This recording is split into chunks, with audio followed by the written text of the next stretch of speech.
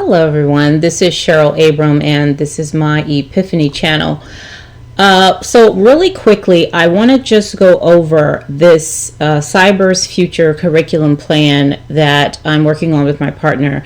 I've been talking about this cyber course for a while, and if you want to see the progression of the things that I'm doing, the things that I'm adding to it to create the entire curriculum, you can just go to my portfolio and click on the cyber curriculum tab, and I'll put a link to the portfolio down here. But really, like seriously, really quickly, I'm just going to run through this because first of all, it's still a draft, but I just want to give you an idea of the kinds of things we're looking through, and I'm working with the subject matter experts because I'm not a subject matter expert in cybersecurity, but I am leading the design of the learning and the evaluation. Okay, but I absolutely need their input. That's very important. So first, we're going to start with the parent orientation, right? Which it has to be really strategic because the parents are a stakeholder and they have to be invested and involved in what their children are doing. So this parent orientation is going to have, it's going to be 2 hours. There's going to be a lot of stuff in there,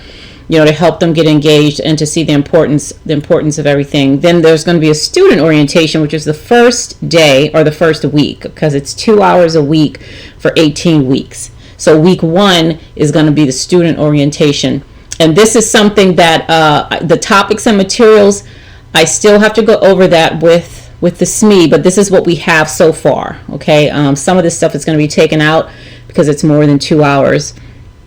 But we're going to talk about that. Now, you'll see the rest of this I pulled from the Understanding by Design framework to help shape this and to help other people understand what these different course topics are, So I use that, and you have the course title. We have the authors here. I use the NICE competencies, which are the national, cybersecurity competencies. I forget what NICE stands for, but cyber competencies.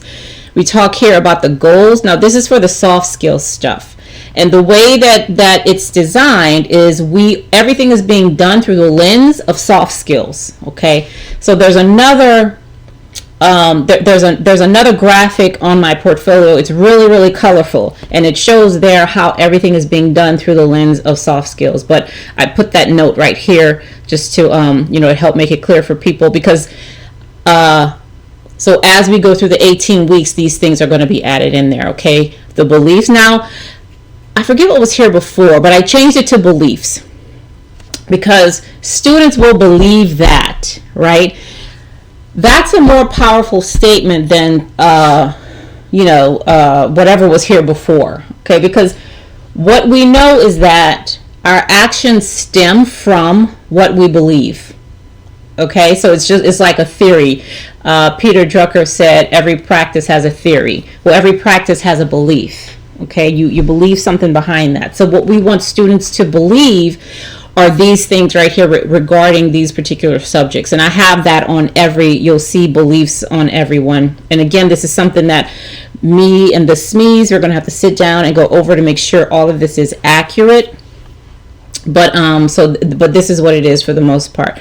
You want to ask the essential questions. So these are the essential questions related to this topic, using ethics and soft skills to design, support, and protect computer networks as a cyber professional. Then students will know. What will the students will know? For here, they'll know the role of soft skills in protection and defense. They'll know basic definitions. Students will be skilled at. So what will they do? Basically is what this is saying. Discrete skills and processes students will use. They're going to connect and work with others to achieve a set task, ask for help when necessary, demonstrate respect for opinions, So we're going to have various activities in there. Here, assessment evidence. Now, I love this title. Assessment evidence. Now, that doesn't just mean you're sitting somewhere filling out some bubbles, taking an assessment or, checking off a Likert scale or something, right? This is how is the instructor, how are the learners going to see that they actually do understand and that they get it. They're able to make associations and connections and stuff, right? What's the evidence of that? How are they going to know that? Here are the evaluation criteria. of the entire thing, right?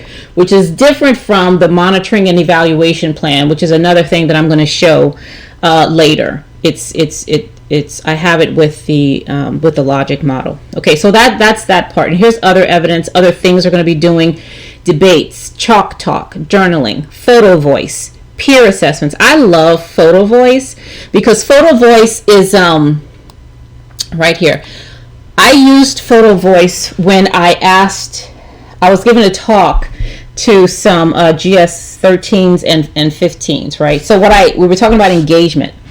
And what I had them do was to take their phones. They had to leave the room and go walk, in the halls, go outside, and they had to take a picture of what they felt embodied engagement, which was absolutely wonderful. And they all came back. They talked about the picture. They showed people the picture they took. Some people took a picture of nature. Some people took a picture of people just talking. Some person, took a picture of running water. I mean, it was just so amazing, the things that they brought back to represent engagement. So photo voice is one of my favorite things to do, to get people engaged in conversation and to have them, really explain their thoughts and help other people see what they're thinking and how they think of a certain concept. Okay, summary of key learning events and instructions. Now the rest of it is just like this. Okay, you have course materials here, the kinds of things that we're going to need. I know we have to add some stuff there. Here we have Google Sites because Google Sites is part of this curriculum. They're going to have to create a portfolio as well. So everything else is just like this. I just wanted to really quickly show how this is set up. And again, I'm going to have to go through all of this again because we've already been through it once. But the cyber stuff, I mean, and there's a supplement for this. See the detailed curriculum outline for a specific. There's like, a bunch of various labs and stuff like that the students are going to have to do, so which is a supplement to this because I wasn't putting all that stuff in here. So, yeah, okay, so this is it. So this is the Cyber Futures. We're calling it Cyber Futures Curriculum Outline. Again, it's a draft. And as I refine it more, I'm going to put, screenshots on it. And once we're done with the actual, with the whole curriculum, I'm going to put the whole thing on here. And I'm also going to, maybe have some videos and stuff like that as we go through it and as we test it with the students so that you all will have that kind of information too. Okay, so that's it. Again, this is Cheryl. This is my Ypifany channel.